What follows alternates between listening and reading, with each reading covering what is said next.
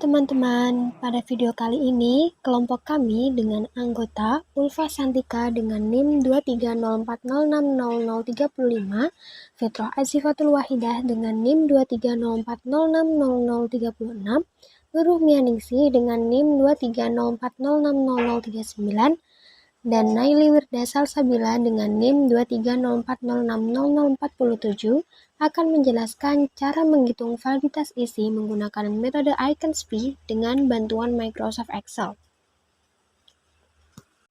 Sebelum masuk ke praktik di Excel, kami jelaskan terlebih dahulu secara singkat mengenai validitas isi. Validitas isi adalah validitas yang menunjukkan kesesuaian antara butir pernyataan dalam suatu instrumen dengan indikator atau konstruk yang ingin diukur. Uji validitas isi ini penting dilakukan sebelum instrumen digunakan dalam suatu penelitian, agar instrumen benar-benar mengukur apa yang seharusnya diukur. Nah, salah satu metode yang sering digunakan untuk menguji validitas isi ini adalah Iconsp. Metode ini menggunakan penilaian dari para ahli atau validator, sehingga hasilnya lebih objektif. Nilai Iconsp berada pada rentang 0 sampai dengan 1, di mana semakin mendekati 1, maka validitas isi suatu butir semakin tinggi.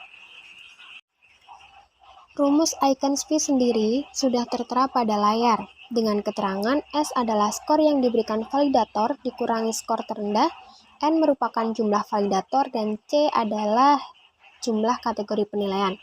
Nah, selanjutnya, kami akan menjelaskan langkah-langkah perhitungan Iconsp menggunakan Microsoft Excel hingga menghasilkan tabel akhir seperti yang ditampilkan di layar. Langkah pertama adalah memasukkan data skor penilaian dari pada kolom butir. Kami menuliskan kode pernyataan dari CS1 sampai CS34.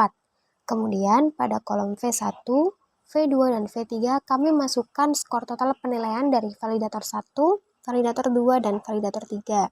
Pada tahap ini, data yang dimasukkan masih berupa data mentah.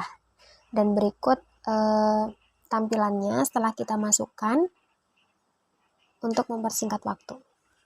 Karena setiap butir dinilai berdasarkan 10 aspek, maka skor total perlu dibagi dengan 10 untuk memperoleh skor rata-rata. Rumus Excel yang digunakan pada headingnya dituliskan di sini ada R-S1, R-S2, dan R-S3, di mana R-S1 itu untuk validator pertama dibagi dengan 10,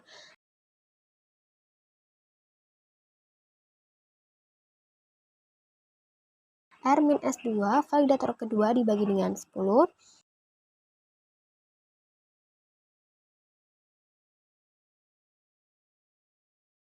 R-S3 validator ketiga dibagi dengan 10,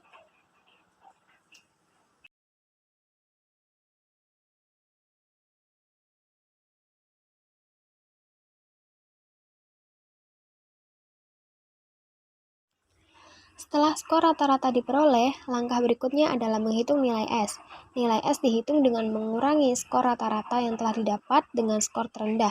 Karena kita menggunakan skala Likert 1-5, maka skala penilaian terendah yang digunakan yaitu 1, sehingga rumus Excel yang digunakan S1 sama dengan RS1-1,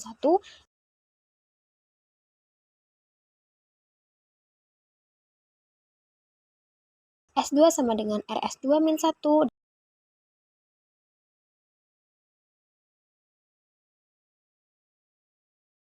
dan S3 RS3-1.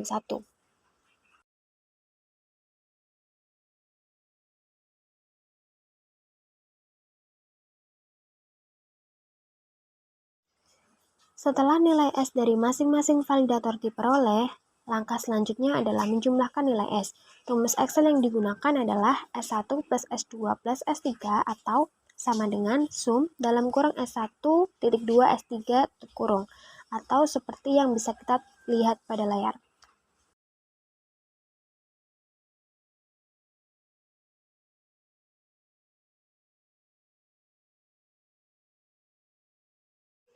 Pada perhitungan ini, jumlah validator adalah 3 orang dan jumlah kategori penilaian adalah 5, sehingga nilai NC-1 diperoleh dari 3 kali 5-1 atau sama dengan 12.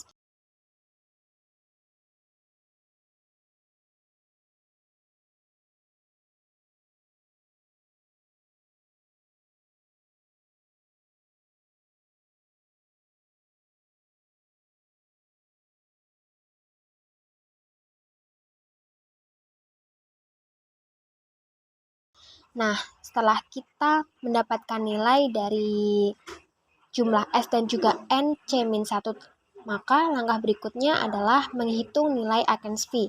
Rumus Excel yang digunakan adalah jumlah dari S dibagi dengan 12.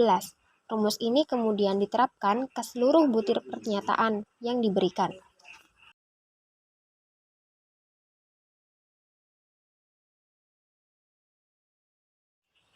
Langkah terakhir adalah menentukan kategori validitas isi berdasarkan nilai Eichens V. Kriteria yang digunakan adalah V lebih besar sama dengan 0,8 maka validitasnya tinggi.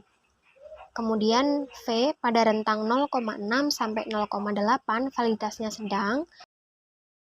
Sedangkan yang di bawah 0,6 maka dapat dikatakan jika validitasnya rendah.